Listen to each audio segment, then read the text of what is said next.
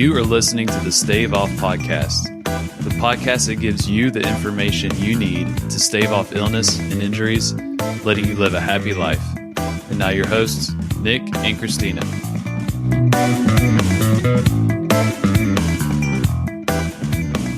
Hi, everyone, and welcome to the Stave Off podcast. My name's Christina Novak. I am your host, and I am here with my co-host, Nick Previtt. Hey, everyone. He seems to be jumping in and out of these episodes. I was going to say, like, on again, off again co-host, but then I thought people would think that we were, like, breaking up or something. She only lets me come on the show when she's happy with me. That's not even really that wrong, actually. Hey, no, that's not even true at all. It's not true at all. So we have been so busy at Stave Off. It's been, oh, sorry, I just hit his toe. It has been a really exciting and busy time at the gym and in the clinic. We were running a boot camp for 6 weeks, and that's about to finish off. And we have a lot of people who are sticking with us, which is kind of exciting. And all the physio stuff's been going really well. So right now we don't really have that much of a social life to talk about. We just have work life.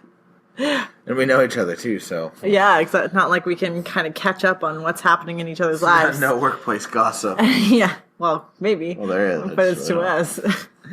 All right. So for today's episode, we thought that we would go over kind of our journey about working with some of the baby boomers. And we wanted to start talking about ageism in general. We aren't sociologists or anthropologists or anything, so we aren't necessarily experts on talking about ageism, but it's something that's come up a lot with our clients and for some of the people that are in my research studies. And so I thought we would talk about it a little bit. What do you think? Yeah, it's something we've seen kind of come up. It's something people have asked us about. And it's something I think we're kind of guilty of ourselves and as an industry as a whole. Yeah. Yeah. So, Nick, why don't you start with some of your kind of background? And because I know that working with baby boomers wasn't necessarily where you thought you'd be. Oh, never in a million years. I think that's where I was going. Was a high-level football player, started working strength conditioning for athletes, and I figured that's my role. This is where I'm going. So I started managing a CrossFit gym. Thought I wanted to take on the more athlete side of that. Like starting strength conditioning. Yeah, exactly. Like specific programs, yeah. So that's what I thought I wanted to do. And I'd never really worked with too many older adults before. And I remember one client in particular. I don't know if I should name names. She's never going to see this. Now, damn. Anyway, she was 62, I believe, at the time. Yeah, I think she was 62. Never exercised her entire life. Come to me saying, my knee hurts, my back hurts, my elbows hurt. So I'd never really read any of the research on strength training for older adults. All I thought was, well, I'll get you to do the same thing as some of my more competitive athletes would do if they were recovering from knee injuries and things like that. So I started with high box squats, and then I started to get them doing progressively more. I got to the point where I'm like, wow, they are doing the exact same thing as everyone else is. So I think I was definitely guilty of it in the terms of I didn't think they could do as much as they can, and letting them get away with that almost. And you know what the funny thing is when Nick's talking about, so one, now being in your 60s is young. Yeah. Yeah. But it's so funny how we can be guilty of thinking that is older, which I wouldn't even consider that older anymore. And when Nick was talking about some of his athletes in particular who were in their 60s, they used to always say that I was harder than Nick was. And part of that was just because being a physio, I kind of knew where I could push and where I couldn't. And I guess I never got guilty of, if anything, I would push harder, way harder. Oh, yeah. And well, I was so unsure that I didn't want to hurt anyone that I would always back it off.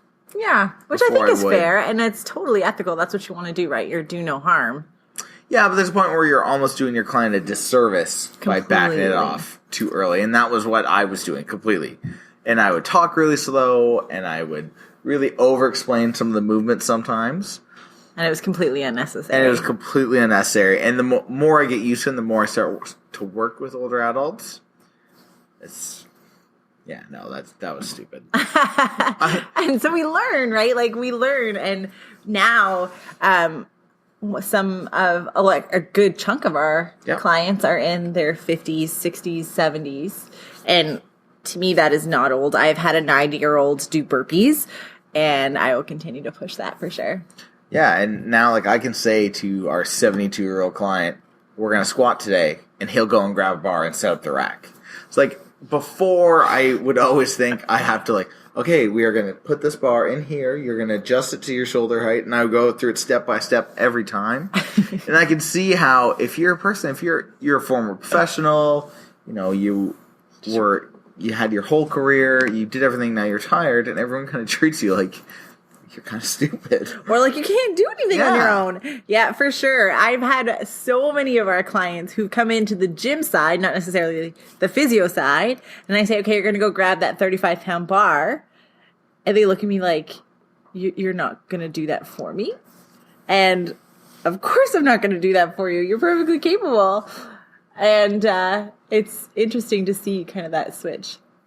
Yeah, so I think that's more from my side of the industry, being more on the fitness side of it. I see that with a lot of trainers. And sometimes they don't even want to take these clients on because they're worried about the possible injuries and, well, I don't know what I'm going to do with them because this is usually my method, but I can't apply it to them because I'm worried. So I find there's a lot of people in the strength conditioning field specifically that will either avoid or will change the exercises so much that it's not really getting the same outcome that you would like. Yeah, because you're not doing that progressive overload. Yeah. For sure. Yeah, my story is a little bit different working in the physio space. I too came from a fitness background, but I went into physio because I had worked in brain injury. And I always kind of thought that I was going into neurological rehabilitation. So stroke, persons with Parkinson's, spinal cord injury, that was kind of where I saw myself. But when I started working in a CrossFit gym, I was working with a lot of high-level athletes. And it was so cool because you got to see, like I volunteered for the Pan Am Games, and I got to see a lot of, really high-level athletes doing some pretty incredible things. But when it came down to it and I really started to reflect on, where I saw myself, it was definitely working with baby boomers. Yep. They're kind of in this, especially the baby boomers right now, they're in this category where the last 10 or 15 years, we've had a lot of information about health coming out, about how we want to age well. We want to age successfully. We want to be healthy into our 70s and 80s and 90s. To enjoy our retirement and time with our grandkids and things. So I think that there's a lot of baby boomers who are looking to get healthy, but sometimes, health conditions and things come up, and being able to help them to exercise and eat well and, manage stress and all that type of thing. And, a lot of them are friends of ours now. And to me, that was always where my passion was. And it really is what brought me into my PhD studies, because now I'm looking at, pushing resistance training at higher loads in people who are over the age of 60 who recognize not that they have disabilities, but that, they're not walking as fast as they were. They get tired more easily than before. But they're on that route towards. Yeah. And if they don't, obviously we're going to see some decline with age, but we can seriously slow that down with exercise. And that's kind of where my PhD work and Stave Off comes into the mix. Yeah, I was reading your book, what's it called? Strength Training Over 40? Oh, Barbell Prescription. Yes. Dr. Jonathan Sullivan's book, yeah. And he had a pretty interesting line. And he said, what's good for an athlete recovering from ACL surgery or any type of meniscus damage? I said, well, you have to strengthen the quad. He goes, how do you strengthen the quad? I said, a linear progression of strength training. He said, so why when you hit 60, does that suddenly change and you can't do that anymore? Yeah. So I found that really interesting to read. He said, you should be applying the same linear progression you do to your athletes and general population to an older demographic. Yep. And obviously, as we get a little bit older, we have aches and pains that take a little bit longer to recover. So we have to be conscientious of that. But that doesn't necessarily mean that we're avoiding those movements. Every person who's in their 50s and 60s, 70s, 80s, in my mind, they're still our athletes. Yep. And we train them the exact same way. We expect the exact same things, even if we have to cater our program a little bit to some of their health conditions and things. But yeah, I'm not talking like a 10 by 10 squats. yeah, we're not like GVT, man. Yeah. So if we go into a little bit more of the ageism piece of it, so we've talked about our own journeys, but I think that there's a couple of things that are really interesting coming up. One being that right now, baby boomers are big business. I think a lot of people are kind of targeting the baby boomers from a business perspective. And I always worry a little bit about, if, I don't know. It's funny. I see it. I was noticing recently, especially with our boot camp and our arthritis classes starting to interact a little bit more, that when our boot camp would first come in, as our arthritis class was leaving, they would speak very loudly and over-explain. And, most of our arthritis class, I would say, is early 60s. We've got a couple into their late 60s, early 70s. But they're not old. They're not, it's this misconception of, since they're older, they don't understand what's happening. Yeah. So I noticed that, and that's started to kind of slowly stop, which is good to see. Yeah. It's so funny because we have some of our clients who are in their 60s and 70s. And I remember this. It was a couple months ago. They laughed and they looked at me there and said, "Christina, you talk to me as if you would be talking to someone who's in their 30s. And I looked at them and I said, yeah. Like, kind of like it's like a peer-to-peer thing. To me, it's like, it doesn't matter to me if you're in your 30s or in your 60s. I'm going to treat you with the same amount of respect. I'm going to speak in the same tone and everything that I would. And they said, no, I love it. Because sometimes people talk to us as if we can't hear you, or you have to you start to speak differently. And I've written about this before in articles about, calling people in their 60s hun when you're 16, or saying that, some of people in their 70s and 80s are just so cute and so adorable. Drives me bonkers. Call me cute and adorable. Yeah, I do call you cute and adorable. But it's interesting, because it can be so frustrating, like hearing people talk like that. Yeah, no, it's, I think it's going to continue in that way. It's something it's always been seen that way, so I don't know if it'll change a lot. But I think that we can kind of be our own centers of influence where, if we can talk to our clients who are in their 80s the same way that we would talk to somebody in their 30s, that it permeates into the people that we're around. Yeah. I remember when I was in my research trial, so I've done 2 randomized control trials so far for my PhD, and I was in my first one, and I remember talking to someone, she was just about to turn 80, and she said that she walked into a furniture store, and the sales associate looked up, it was a young girl, and she said to me, Christina, it was like she didn't even see me. It was like I just didn't even matter. And even the way she talked to me as if I was a child. And so we were about to spend $3,000 in that store. And I walked out because I wasn't going to encourage that. I wasn't going to have that for business or bring business to them. And I thought that was so interesting because, we do have that. Like, I was around the hospital even a couple of weeks ago, and you see it all the time, and nurses and things, and it's not even malicious. That's the worst part. Like, people aren't trying to be malicious. They think they're actually being nice. That's the worst part. Yeah. They think they're being, I talk loudly. Yeah. You think I'm being nice. Yeah, and we do have some people who say, I have bad ears, like you have to speak on this side, or can you speak up or enunciate? I've had people say that I mumble all the time. Not, or like talking to talks in the other direction while she's walking away. Why didn't you do that? I didn't hear you.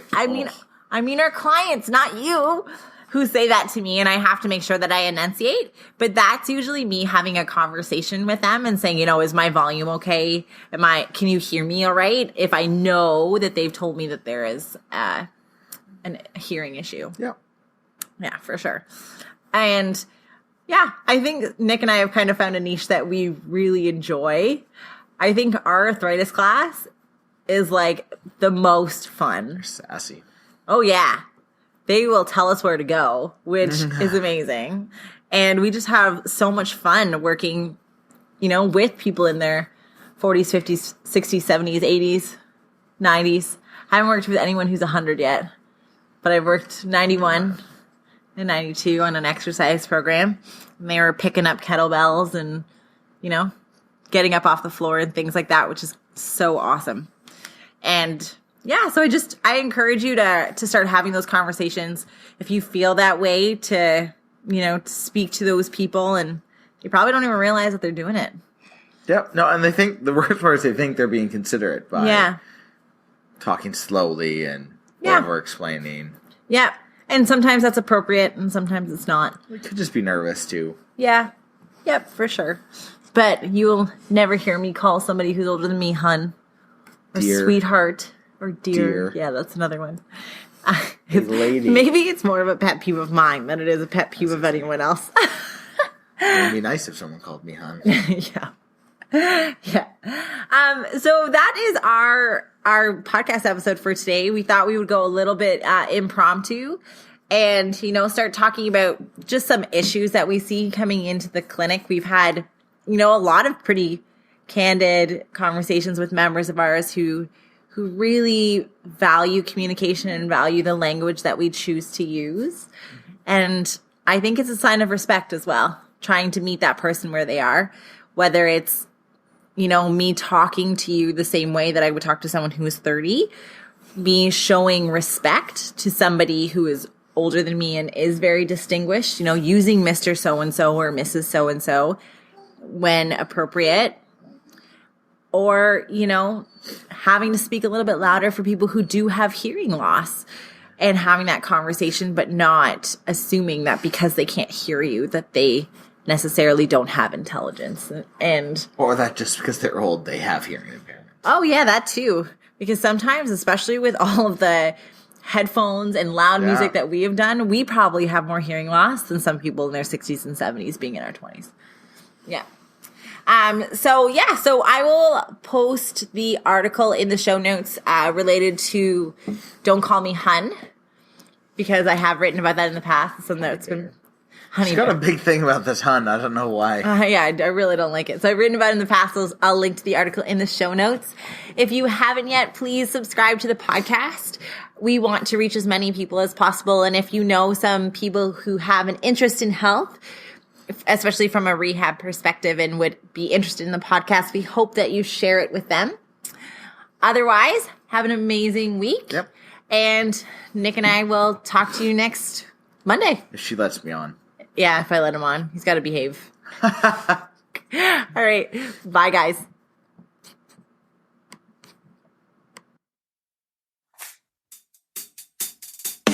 Thank you for listening to the Stave Off podcast. Go to staveoff.ca to check out the show notes and more helpful content and how you can lead a long and happy life.